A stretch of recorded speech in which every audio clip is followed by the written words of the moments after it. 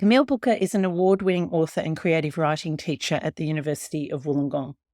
Her debut novel, What If You Fly, a World War II historical fiction, was published by Hawkeye Publishing in 2021.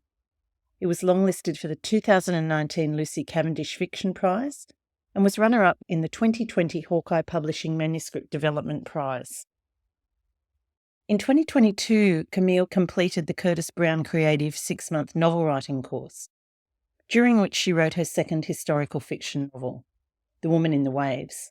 It was shortlisted for the 2023 Varuna Affirm Press Mentorship Award, runner-up in the 2022 CYA Conference Competition, won the 2022 Book Pipeline Unpublished Contest, and won the 2023 Hawkeye Publishing Manuscript Development Prize, and is going to be published by Hawkeye in 2024. Camille holds a Bachelor of Arts degree in English Linguistics and French Language and a Bachelor of Creative Arts degree in Creative Writing, and is now undertaking a PhD in Creative Writing at the University of Wollongong. I think Camille is a great example of a writer who continues to improve her craft and puts herself out there, looks for opportunities to get her books in front of publishers and readers. And she has a great presence on Instagram, so be sure to follow her over there, which is where we originally connected. And as I mentioned, I see her as a real quiet achiever and an author to definitely keep an eye on in the future. Couch. Thanks so much for having me, Pam. As I was saying before, I always have listened to this podcast, and to hear that introduction with my name there, it's really making me feel emotional, but I'm really happy to be here. And yeah, thanks for having me. Oh, it's great to have you on and to have somebody who I know is a regular listener to the podcast. And that whole word journey is very cliched, I know, but it has been great to follow you on your journey and to see you go from an aspiring writer, entering all the competitions and putting your work out there, putting yourself out there, and now to be in the position where you've had one book published and then a second coming up. So I think it's a really great example, and you're a great kind of inspiration for other authors out there but who might be listening. But can we start with you telling us about your initial love of writing and where that came from, and when you think you had these ideas that I want to actually work towards being a published author? Yeah, okay. I've always loved reading and losing myself in books. But that didn't necessarily, I haven't always wanted to be a writer. I just really love books and reading and walking through bookstores and looking at everything. And I thought, oh, how good would it be to have my own book up there one day, but never really thought it would happen and wasn't really driven to chase that as a dream.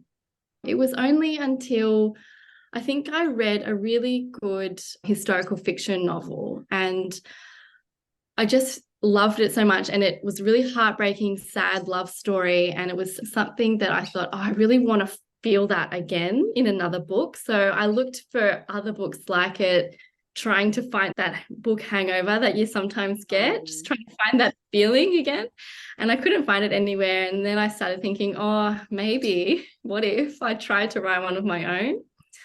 But that doesn't mean that you can. And so then I just started thinking, if I was to write a story, you always hear that phrase of write what you know.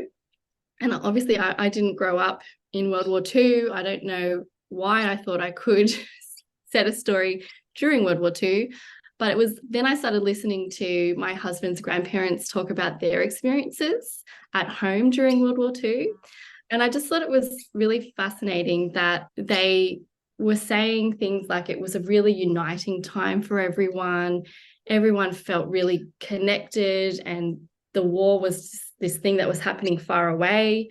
And, you know, they had dances and everyone felt united, even though, you know, they had their sons and brothers and everything going away. They just weren't really that worried about anything. So I thought that's not what you'd expect. So I just started listening out for those sorts of stories, and eventually this story started forming in my mind, and you grab little bits of inspiration from so many different places until you can't fit them in your mind anymore.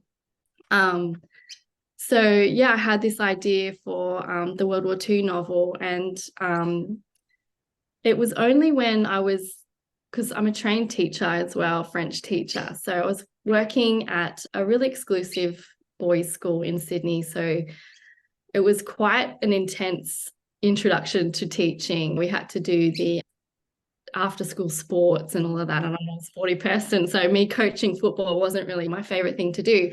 So I started again daydreaming about my story, always just thinking about it, probably a bit too much in the classroom. If I've probably been paying attention, I'm just daydreaming a bit. But really, I started writing it because it was an escape, like a creative outlet for me in that stressful first year of teaching. And I never had any expectations for it. It was just something for myself, to get this story out of my mind and down onto the page. So that's how it started. And I didn't finish it. It was just a Word document that lived in my laptop, which it was my dirty little secret. And I would just open it every now and then, come back to it and add some ideas to it every now and then. So that was my shameful little secret for a long time. And then I stopped teaching and had a baby, and that takes over your life for a while. And it was only until we got our son's sleeping routines quite down pat that I found myself at home with an hour or two every day thinking how best to make use of this time. I can't go out anywhere because the baby's at home asleep. What should I do? I don't want to just watch TV. I don't want to do the washing. So I opened up my laptop and started looking again at my secret story and just kept going back to it. So it was a long and slow process. And I said to myself, if I can just finish the first draft, that's all I'm hoping to do. Just finish it. You've started it. You might as well see it through. So I did finish it, and I thought, okay, celebrate that. Be happy that you've done it. And then you think, okay, what's the next step? What do I do next? I've got this story. I don't know if it's any good. I don't have any real writer friends to read it or anything. So I started submitting it to competitions just to see if it would get any attention, and it did. The Lucy Cavendish Fiction Prize, it was longlisted there, and I thought, wow, I never expected that. So at that point, I think my son was about 2 years old, and I was still at home with him. I wasn't teaching anymore, so I was a full stay-at-home mum. And I was going a bit crazy at home just with the baby and all of that. And so I enrolled into a part-time creative writing degree at Wollongong because that was our local uni, and we spent a lot of time there anyway. So I did that part-time. So again, as a creative outlet, and I just thought, if I am going to try and make this manuscript as best as it can be, I need to actually learn what it is. I didn't know what a plot was. I didn't know what character development was. I didn't know anything. So I basically took my dirty little secret story with me to uni and just ripped it apart basically and just rewrote it so that it actually fit the conventions of everything, of genre, of plot, of everything that it needed, and obviously workshopped it as well. So it's so amazing to have people read your work for the first time too. And it is hard because I'd never done it before, but that was the first instance of developing that thick skin that you need as well. Yeah. So I did that, and then I entered it into the Hawkeye Prize, and that was when it got runner-up. So it didn't win, but thanks to that, they offered me a contract. But that came with the condition that I work with them as well and their editors to rewrite a lot of it as well, because it still wasn't quite up to the standard that they would have been happy with. So we worked really hard to get it again at another level that they would be happy with. So how amazing though that they saw, in both instances, the Lucy Cavendish and Hawkeye obviously saw something in your writing and in the manuscript that caught their eye, and that they thought, wow, this can really be developed. Have you got any sense of what it was in there that really grabbed them, or did they tell you through feedback what it was that drew them towards the manuscript? I think Hawkeye especially were looking for a strong female protagonist, and you find that a lot in historical fiction. Obviously, the female characters are often ahead of their time. So there was that Hawkeye liked, and the fact that it was set in Australia too, because there weren't that many, because often they're set in Europe. And while this book does go over to Europe at some points in the middle of the book, it opens and the third section, it closes in Australia too. So I think they liked that it was based on what was happening on the home front and experiences of that as well. Yeah. So tell us about the book, What If I Fly? What If You Fly? Sorry, this is it here for anybody that's watching on, get that down the right way, watching on video. It's a gorgeous cover and a great story, Camille. I was really just wanting to find out what happened next when I was reading it. And one of the things I loved about it personally was that I grew up in the area where the story is largely set and opens. And so can you tell us a bit about, you said it was talking to your grandparents or your husband's parents? Yeah, cousins, my parents. Yeah. Grandparents that kind of gave you a lot of information. Can you tell us a bit more about the inspiration for the story? And as you said, you obviously didn't grow up in World War II, but there was something about these stories that you were hearing that drew you in enough to turn it into a manuscript, and the setting as well. Can you talk a bit about the inspiration on both counts there? Yeah. But yeah, my husband's grandparents, both set of grandparents, all have lived in Como their entire lives since they were born, basically. So they had a wealth of knowledge and anecdotes as well from the time. And also that Como is it's a place where there's so many interesting historical details about it. Like not only the historical pub, which was from the 1880s or back in the 1800s, but the fact that the town itself, Como, is named after the Italian village, like in Lake Como, because the Italians who were brought over here to work thought it looked similar. Yeah, it was named after that. And also the football field used to be part of the river, but during the Depression, to give people work, they filled it in 1930s. So now it's the football field. The train line as well has all these interesting things. Henry Lawson was a local and drank at the pub and told his poems to the locals there.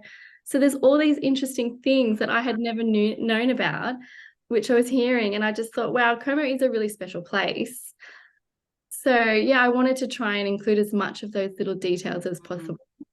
But the characters obviously are just fictional. They're made up. Yeah, I just wanted a female protagonist at the end of her, I think, sort of adolescence. So burgeoning on her adulthood or womanhood. Yeah, so just it's coming of age, but yeah, love story, adventure. So tell us a bit about Frances. As you say, she is on that brink of adulthood, and we meet her in a time when the war has well and truly started. Her brother has gone off for training for the war, and very quickly, I don't think it's too much of a spoiler because I think it might even be on the back cover blurb, but very quickly becomes missing in action.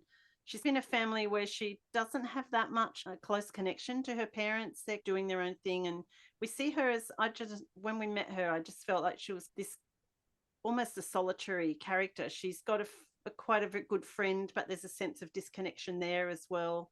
And then she meets someone who she's really attracted to and whose world really draws her in. But I'm answering the question, but can you tell us a little bit more? You're answering it perfectly. Basically, yeah, I think I wanted her to be a little bit lonely and a bit, not really knowing that staying in Australia and doing everything that society says she should do, like getting married and having children, is something that she wanted to do straight away.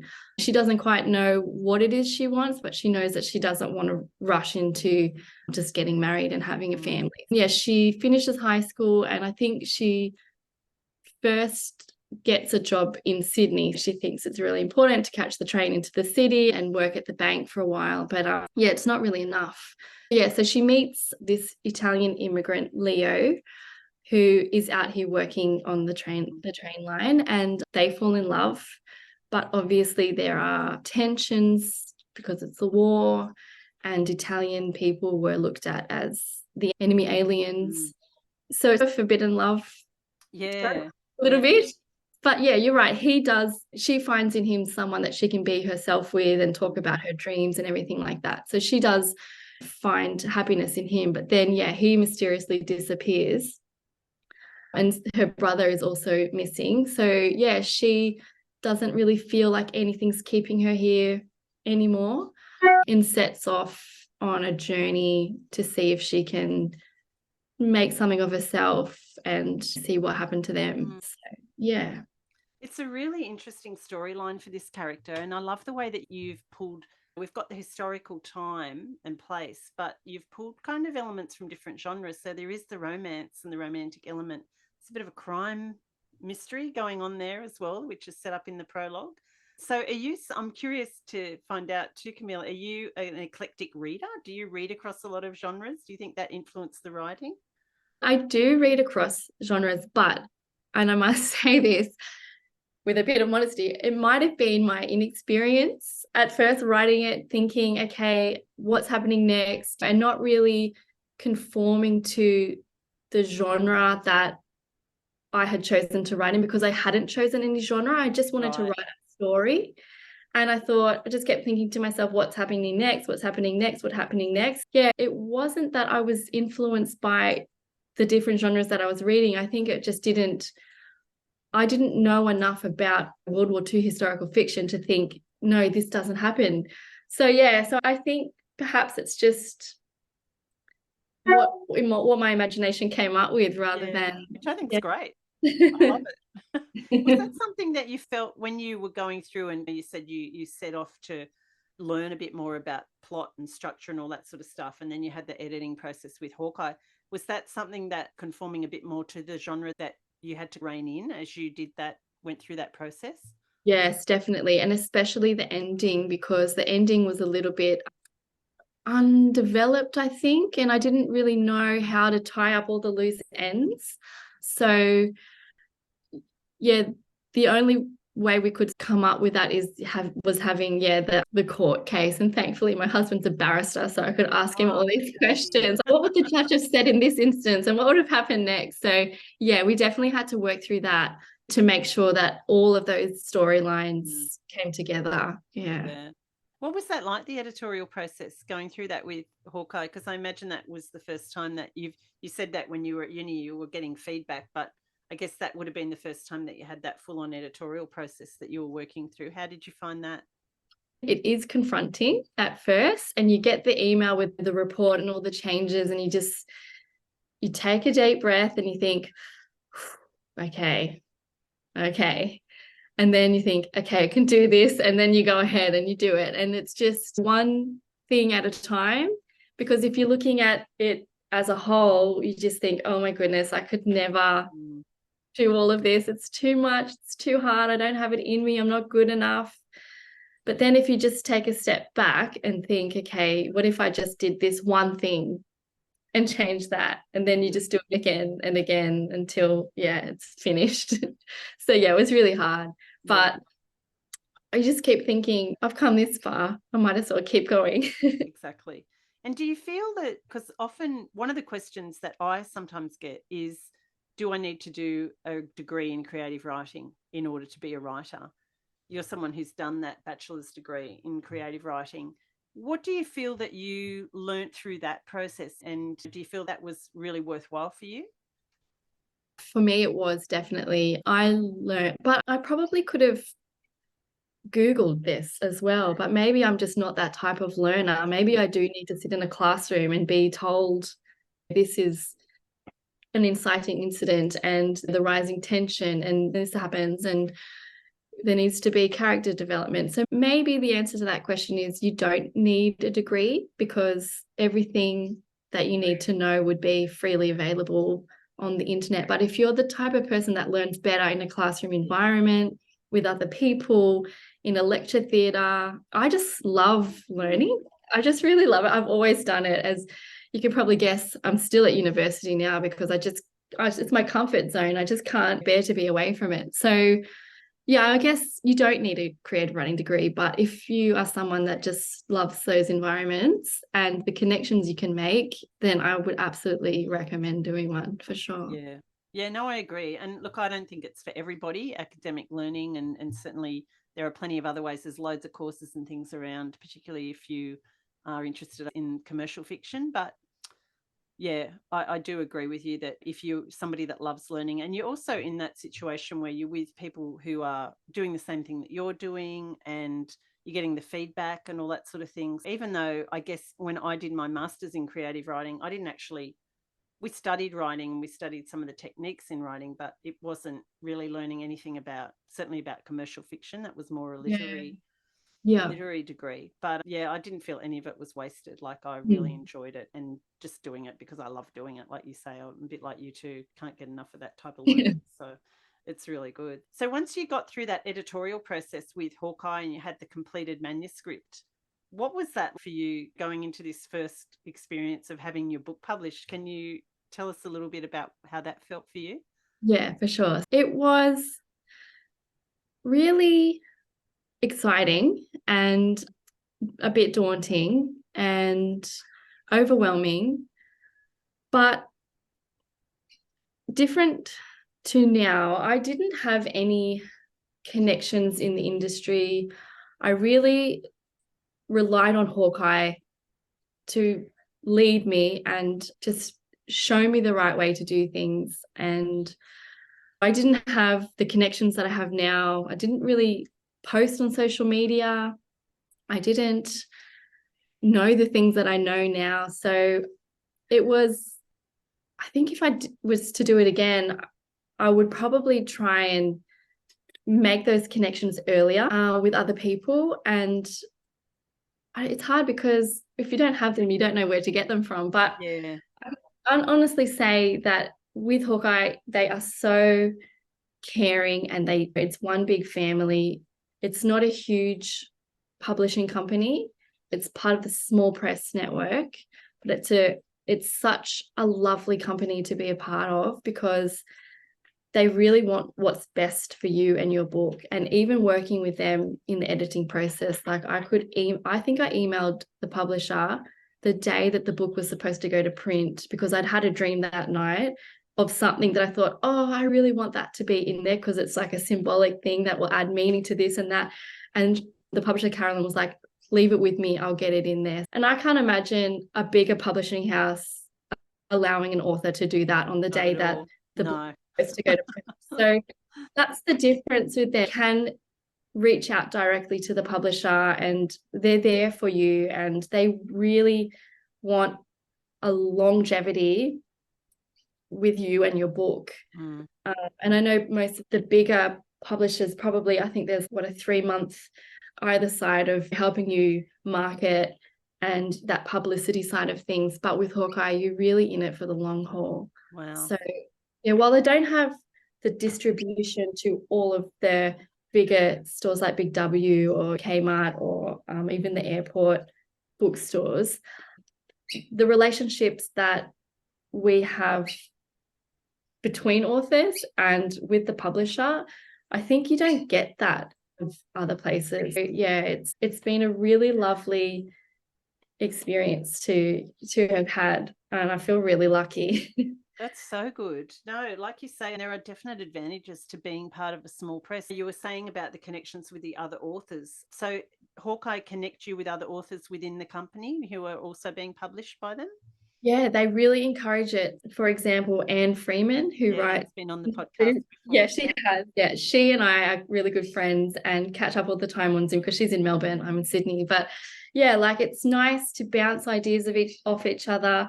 We'll read each other's work. Because she's a whiz on social media, she'll help me with all that sort of stuff. And just sharing each other's strengths to help each other. Yeah, it's really lovely. Yeah. Yep. And how have you made connections with people outside of Hawkeye and within the wider writing community? The first time I was able to do that, Pam, was thanks to was it a February challenge or something on Instagram? Yeah, the Instagram challenge. Okay. Yeah, that was it. That was me taking a leap and putting myself out there and just being like, okay, I don't know anyone in the writing community. How do I start? And I did that challenge, and I just made so many new Instagram followers and friends that I can call them friends now through that, from commenting on their posts or liking, and just little steps add up to those sorts of relationships. And other ways are Holly Craig's Write Club. Yeah. That's again through Instagram. I think I've found Holly because she was on your podcast too. Yeah. Yeah, so I found her on Instagram and joined her Write Club. And yeah, there's so many lovely women on there, just so focused on writing and so encouraging, so motivating. Yeah, just through those sorts of communities. Wow. Yeah. It's so good to hear that you made connections through Writing for Women. That makes me feel very happy. That's excellent. Actually, I need to get Holly back on the podcast because that was pre her being published at all, and her books are going crazy. So I'd love to going crazy. Yeah, actually, she's doing, because I'm part of a book club that we've just read, The Shallows, and she's coming via Zoom tonight. After this at 6 p.m, we're going to chat to her. Oh, brilliant. Oh, yeah. so good. Oh, so good. So you have continued on with your writing. What If You Fly came out and has been out for a little while now. You've got a second book that is going to be published, The Woman in the Waves. And tell us about that, because that has, looking at the list of accolades that book has already accrued, it's been even more successful in its early stages than What If You Fly. What If You Fly was your learning book, your first book. How did you go about writing your second book, and how was that whole experience for you? So I had two novel ideas at the beginning of 2 years ago. And I thought, okay, because they came about from the creative writing degree, because during the degree, there was a subject where we had to write a short story every week to workshop. And I wrote a short story, which was too big for a short story. There's too much in it. But I thought, I keep it at the back of my head. Maybe one day it'll get bigger and maybe that can be my next novel. But then there was this other one, and I was always calling it my lighthouse story. So at that point, I was like, which one do I try and write? I don't even know if I can write another novel. I thought, okay, just pick one. And the lighthouse one was the one that I chose, because that, I think, I had the idea earlier and it had been with me for a longer time. So it was probably a little bit more baked inside my brain. So I wrote, I think the Curtis Brown course, you needed to submit the first 5,000 words in order to see if they were good enough to be accepted on the course. So I think I wrote the first 5,000 words of that. And thankfully and surprisingly, I was accepted and thought, okay, I'm going to do this. It's a 6-month course. I guess I'm going to do it. And I wasn't supposed to do it because my husband was finishing his PhD that year. And he said to me, Camille, I need your help this year. No more writing, no more. You've got to help me this year. I'm like, yes, okay. But anyway, I thought I'll just do it when he's not looking.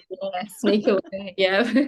Into my phone. So anyway, I got into the Curtis Brown course and I committed to it. And I'm so glad I did, because it helped so much. And it is a really different learning style, obviously, to the creative writing degree, because it's online and you watch like a pre-recorded video for the week.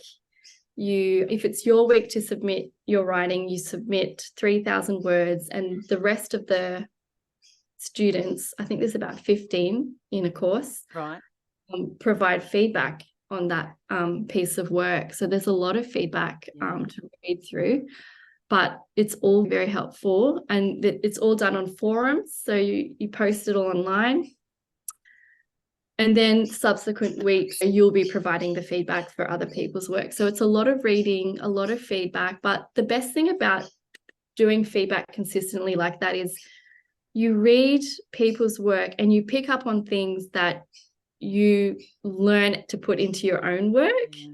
So helping others, it's also helping yourself in your own writing. And I wasn't expecting that. Yeah, I love that about the feedback process. It's so good. Like, you learn so much from reading other people's work and thinking, I do that, and maybe I need to not do that, or that's a great idea. That's a great way to, and it's not that you're plagiarizing or copying anything, but you're just learning so much. The techniques that they're using, or the way that they're showing something. And and you think, wow, I'd love to give that a go in my own story, or somehow a little bit different. Yeah. So that was really great. And the best thing about the course is that while it's based in the UK, we did have, I think, me and one other woman was from Australia. We all still WhatsApp. We all still read each other's work. Yeah, it's really good. And I think we ended the course about a year ago. and we're still in contact quite regularly, reading each other's manuscripts. I think two of them have gone on to since write two more. So yeah, it's such a good way to get feedback, because when I was writing What If You Fly, all I wanted was a writing group. That's all I wanted. And I thought, I just don't know any writers. I'm shy. I can't just put myself out there and you go, hi, can I join your group? But doing it in this natural way over time and building those genuine, authentic give and take relationships has just been the best thing.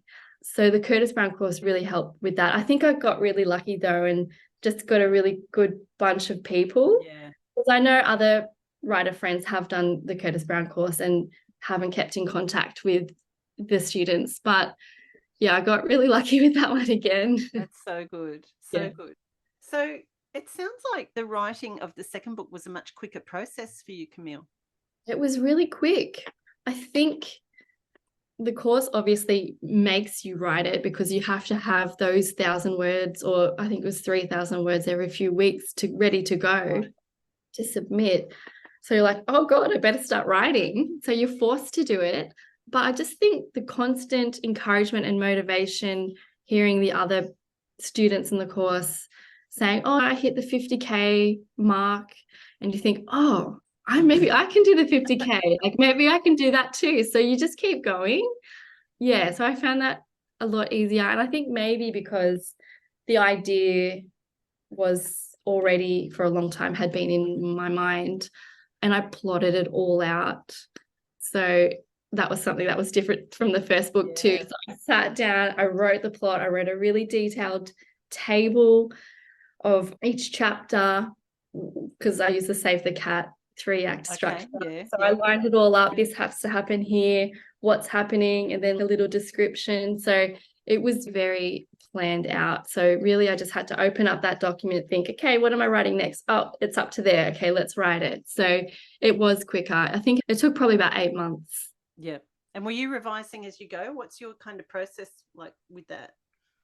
No, I don't think I was revising as I went. I think I just wanted to get it all out and then go back and revise it. Yeah. And did you find, you said you plotted and planned it a lot more, obviously. You obviously learnt a lot from that first experience of writing What If You Fly.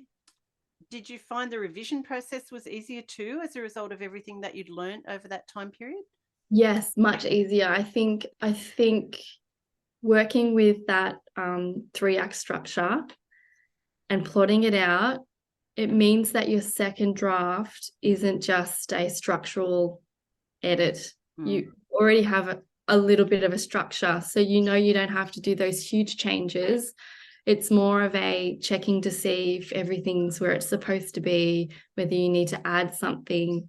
I needed to add a chapter, which I went back and did. So there was that, but it wasn't a huge rewrite like it was with What If You Fly. Yeah, yeah. And this one has a bit of a gothic element. Can you tell us, without giving away too many spoilers, can you tell us a little bit about the book?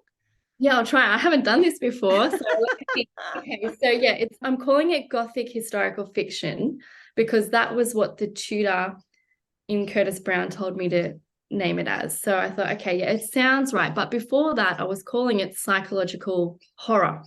Okay. So I don't know. It's a blend of that. I knew when I wanted to write it, I wanted to write a storyline where it's like a descent into madness. Yes, there's that. An unreliable narrator. Great. So there's that as well. It's set during the post-World War I period, so 1920, 1921, in a fictional Wollongong. Okay. So I'm calling it Widow's Peak. I had to make it fictional because the way I needed the lighthouse to be wouldn't have been there at that time. So I'll fictionalize it. It's not a real place. So yes, that's why it's a bit gothic, because it's during that dark sort of time, just post World War I. It's a bit, like gritty. There's a murder mystery element. Yeah. And we have another really strong female character there, I'm guessing. Yes, there's a dual point of view. When I was plotting it, like I knew I wanted my protagonist to be this woman. She's a fisherman's daughter, a bit lonely again, a little bit odd, a little bit strange, but she sees a mermaid while she's out on the boat and she can't be sure whether it's real or just her imagination or just the fog or just something that she's seen. So she's trying to work out what's going on, and then later that morning, she's walking along the beach and the mermaid's there again. But then she realizes that it's actually a dead person washed up on shore.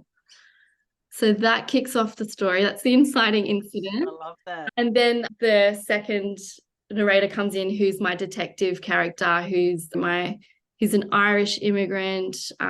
He's an ex-soldier from the Great War, a bit damaged from that. And they get all entangled and have to solve the mystery together. Oh, I love the sound of that. I really love it. I can't wait to read it. So, Camille, you sound like you are someone who is very, you've already said you love learning. You sound like you're quite driven. You completed this novel and it has won the Hawkeye Prize this time around and is being published. How did that whole process go for you the second time around? Did you automatically think I'm going to enter it in the Hawkeye again, or what was your thought process around that? I was so hesitant to enter it because obviously already being a Hawkeye author, I didn't want to take the chance of another aspiring author away. I didn't want them to think that Hawkeye saw my name and thought, oh, we better at least give her a long listing or a short listing because she's already a Hawkeye author. But it was our friend Anne Freeman who said she entered and she was longlisted or shortlisted for her upcoming novel, Me That You See, in the Hawkeye Prize. And she said, no, it's all completely blind read. So they're not going to know it's you. They're not going to see your name. They won't even know. So that changed my perception of it. I thought, oh, if that's the case, then there's no harm in entering. So that was the reason. And I only did it probably the morning that it was going to close. Oh, wow. Last minute. So you really did prevaricate about that. Yeah. Yeah. And so how did it feel when you would have been shortlisted first and then it was announced? Yeah, I did not expect it at all. I was blown away that I was longlisted, then shortlisted, and thought, I'm so happy with that. That's amazing. Let whoever else wins win and enjoy the moment. And then I got the call from Hawkeye to say, and I was just about to go in to teach my class at Wollongong Uni. I was getting my coffee, got the phone call, and she said, you won. And I said, really? I don't believe you. And then I was all shaky. Then I had to put the game face on and go in and teach. But yeah, I was really surprised, but obviously really happy and just excited for the journey to start again, but to do it in a way where I felt that I knew so much more about the industry and what I wanted out of it, and to take my time with some things and do things better and just enjoy it in a different way. That leads beautifully into my next question, Camille, because it is, what do you think are the important lessons that you've learnt about writing for publication along the way as part of your prose journey? Yeah, it's tricky because I never had any expectations that What If You Fly was going to be published. I thought it would never be read by anyone outside of my family circle. When I was doing an author event at Sutherland Library about a year and a half ago for What If You Fly, and there were people there that obviously my husband came, my mum came, I saw a friend in the audience, but then there were other people there that I didn't know and that no one had invited, and they had just come because they'd heard of the book. And I just thought that is beyond my expectations. And I was just really touched that something I created had found its way into those readers' hands. And I think the most important thing in the lessons that I've learned is that if you're writing to be published, you just have to think about who your readers are. And if you love to write it and find joy in writing the book, then hopefully readers will find joy in reading it too. And really, that's why you should be doing it, not for the accolades, not for the publicity, not for anything other than just because you love words, you love language, you love reading, you love worlds, you love characters. Yeah. I love that. I think that's really solid advice. And I think it's a great basis on which to continue and build your career, which I know that you are going to do. So The Woman in the Waves is being published. When is that going to be out? There's no date yet. I still have to. So I'm working with a cultural sensitivity reader, and it's the first time I've navigated this process. So I'm still learning about that too. And I want to do it the right way. So it's taking a bit longer. But once that's done, then I will hand it into Hawkeye for a line edit, and actually got an email from them today saying that the designer's starting to think about the cover design and everything like that. So it will be out next year.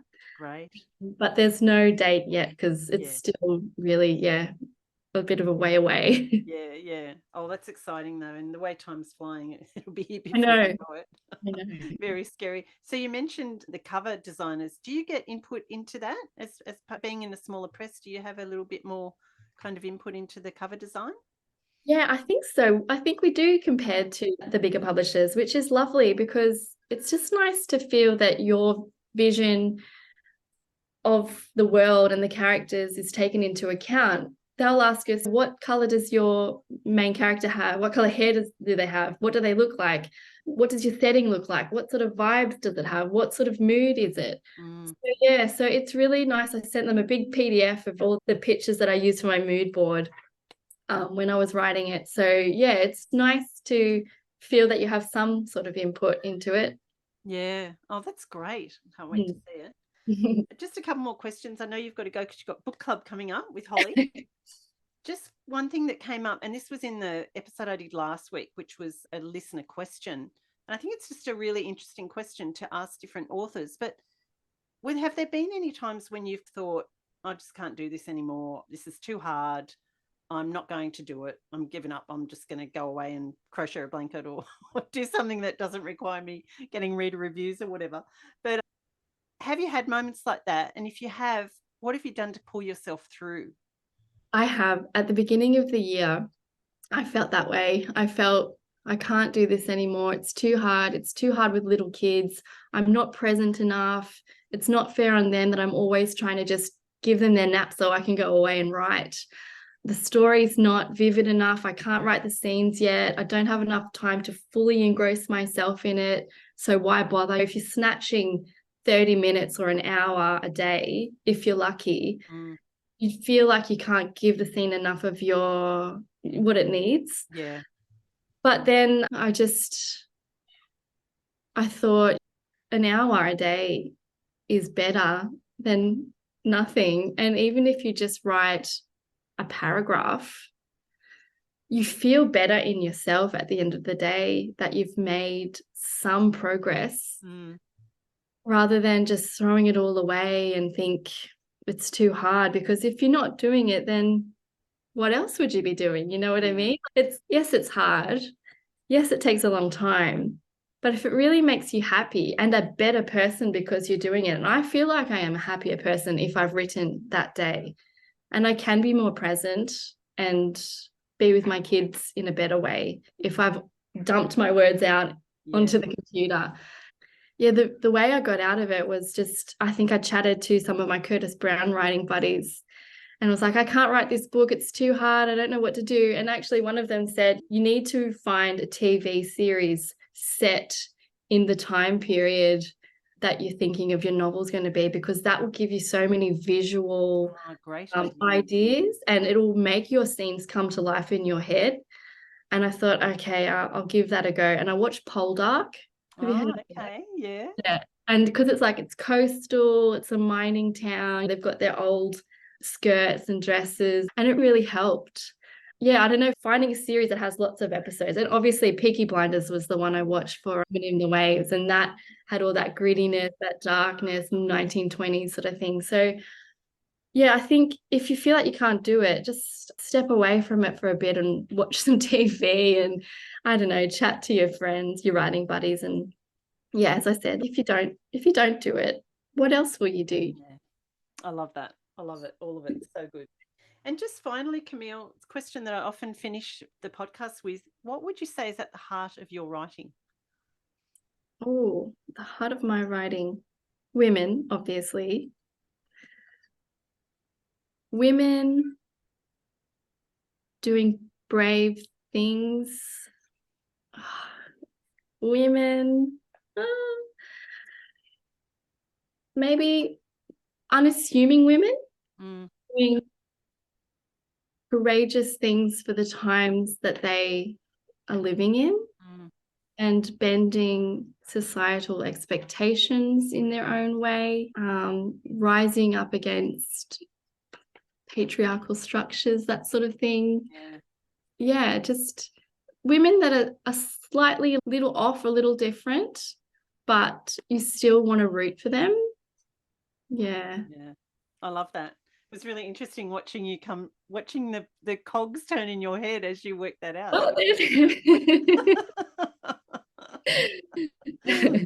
Oh, thank you so much. Really great chatting to you. Finally, we've been going to do this for a while, so it's been really good to have you on the podcast. And thanks so much for having me. And actually, I'm coming along to your speed dating thing at Sutherland Library. Yes, I should give that a little plug. Actually, everybody, I'll put in the show notes because this will be out this Friday. This episode. So 28th of November, speed dating with an author, which is not actually a pitching event. Some people are reading that as it being a pitching event, but it's actually just where everybody in our writing group, the Inkwell, there's 8 of us, will just be talking about our books, our experience in the publishing industry, and just basically having a chat. Yeah. So, yeah. I'm so excited. Now I'm going to come up with a really tough question for you and put you on the spot too. Oh, okay. Excellent. I'll look forward to that. Thanks so much, Pam. Thanks so much, Camille. Enjoy Book Club with Holly, and can't wait to read The Woman in the Waves. Thank you. Bye-bye. Thanks for listening to Rights for Women. I hope you've enjoyed my chat with this week's guest. If you did, I'd love it if you could add a quick rating or review wherever you get your podcasts so others can more easily find the episodes. Don't forget to check out the backlist on the Rights for Women website. So much great writing advice in the library there. And you can also find the transcript of today's chat on the website too. You can find details on the website on how to support the podcast through Patreon, and you can connect with me through the website at rightsforwomen.com, on Instagram and Twitter at W4W Podcast, the Facebook page Rights for Women, or find me and my writing at pamelacook.com.au. Thanks for listening, have a great week, and remember, every word you write, you're one word closer to typing the end.